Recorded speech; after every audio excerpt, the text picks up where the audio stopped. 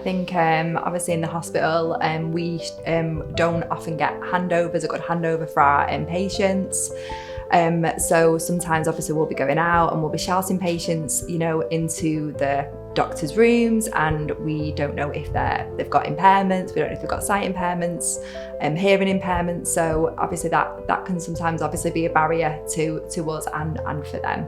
Yeah, I think obviously in regards to hearing impairment, I think it's difficult. Obviously, like we as nurses, obviously communication's a big key. It's all about, we get taught about, it's all like verbal communication, but we're never taught about any other side of communication. Obviously, we're aware that there's other forms of communication.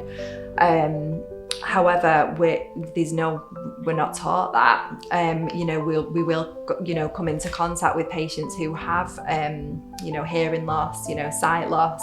And we are expected to care for, every patient with all impairments. However, we're not given any extra training. We're just expected to kind of, do what you can. So sometimes, like I remember being on a ward one time, and there was a man, and he was really, really struggling. So it meant that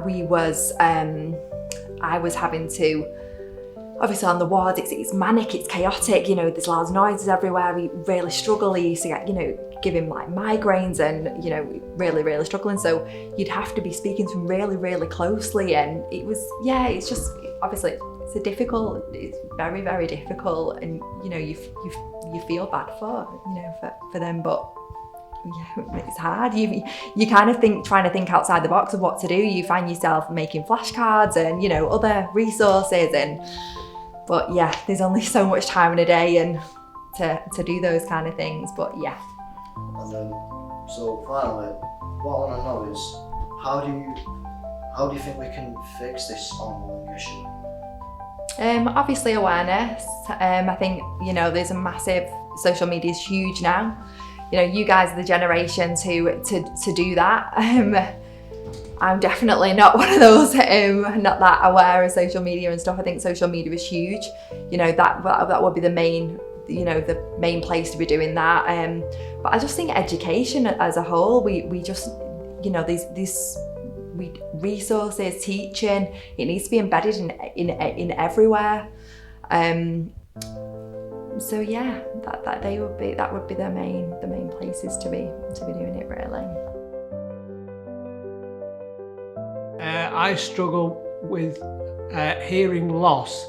I cannot differentiate certain words, heavy accents, and it's a very embarrassing for myself situation when you come across somebody with a heavy accent that you can't understand.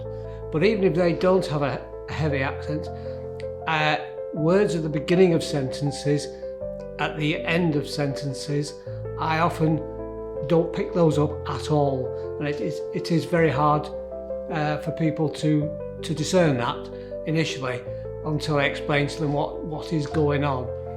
So clarity of speech is very, very important to me. So you can bring that to many situations in at work, when people were trying to communicate what they wanted from me and I've not heard them, things like that. So yes, a lot of situations in normal day-to-day life. And even going in a cafe now is quite difficult for me because the sound bounces around. So it's when people are asking you for things in that situation, I very often didn't hear what they were asking me, and obviously they got cross. So that's a particular situation that springs to mind. And I also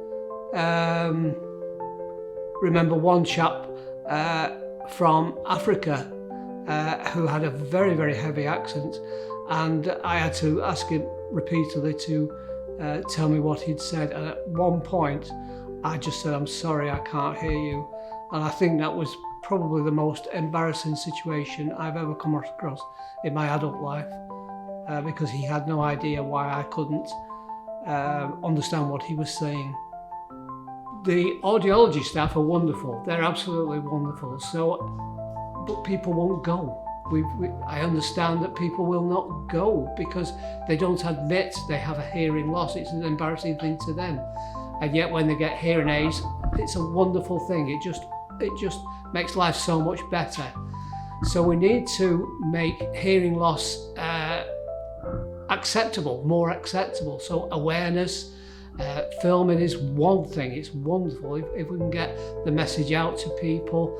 I don't know how awareness can be heightened, but any avenue that we have to heighten awareness of the issue is absolutely to be grasped with both hands, because people don't need to suffer and they don't need to feel embarrassed by it, but they do, or I do as well, you know. So just awareness all the time. All I can think of is making the situation aware, making people aware of that particular situation and that particular hidden disability. Okay. In the UK, there are approximately 250,000 people with both hearing and sight loss. Of these, 220,000 are aged 70 or over. One prevalent form of hearing loss is tinnitus, which is the perception of sound that has no external sources, so others cannot hear it. The most common cause of this is exposure to loud sounds.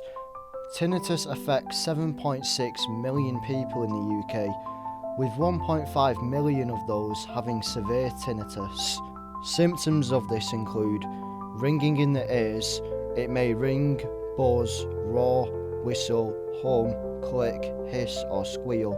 Ways to help tinnitus include deep breathing techniques, improved sleep, and avoiding stress or loud background noises.